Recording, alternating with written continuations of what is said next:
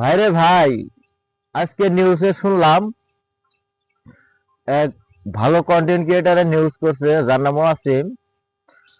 Finally Apu Biswas নাকি শাকিব খানের জীবন থেকে বাদ গেল, বুবলিকে নাকি চিরজীবনের সঙ্গী করে নিল। তো যাই হোক, এটা শুনে খুব ভালো লাগলো। এটা কি বলবো, এটা যদি সত্য কথা বলি অপু ভক্তরা হয়তো আমাকে গালাগালি করব। তো বুবলিকে মাইনে নেওয়ার অনেকগুলা কারণ আছে, যার উপভোক্তরা মানবো না। তো প্রথম কারণটাই হইলো, প্রথম হইতেছে অপু হইলো হিন্দু। একবার যদিও ইসলাম ধর্মে অনুসারী হয়ে বিয়ে করছিল, করার পরে সে দ্বিতীয়বার আবার হিন্দু ধর্মে ফিরে যায়, ইসলাম ধর্ম ত্যাগ করে।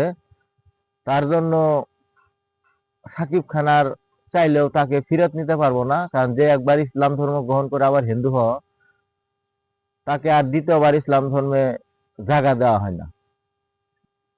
কি বলবো, বুবলি হলো মুসলিম, যার জন্য বুবলির সাথে সংসারটা সাকিব খান করব, এটাই স্বাভাবিক। কারণ যেহেতু সাকিব খানও মুসলিম, বুবলিও মুসলিম, এর জন্য সংসারটা ওই করতে পারবো। অপু যেহেতু ওদের মধ্যে ছাড়া নাড়া হওয়ার পরে বলছে যে আমি হিন্দু আছি, আমি মুসলিম হয় নাই, তো তাই কিভাবে আশা করে যে সে সাকিব খানের সাথে আবার সংসার করতে পারবো বা সাকিব খানের নেবো, এটা যারা আশা করে, যদি আমাদের মুসলিম সম্প্রদায়ে যারা যারা আশা করতে আছে, এটা তো ভুল। আর দেশভাবে যারা অপুকে পছন্দ করে ওরা মুসলিম না, বেশি লোকই হিন্দু। হিন্দু ওরাই বেশি অপুকে করে।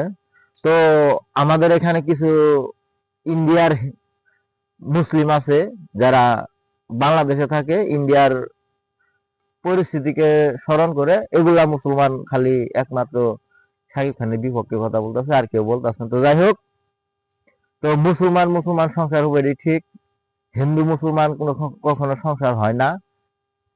তো যারাই বলে হয়, ওটা মিথ্যা কথা।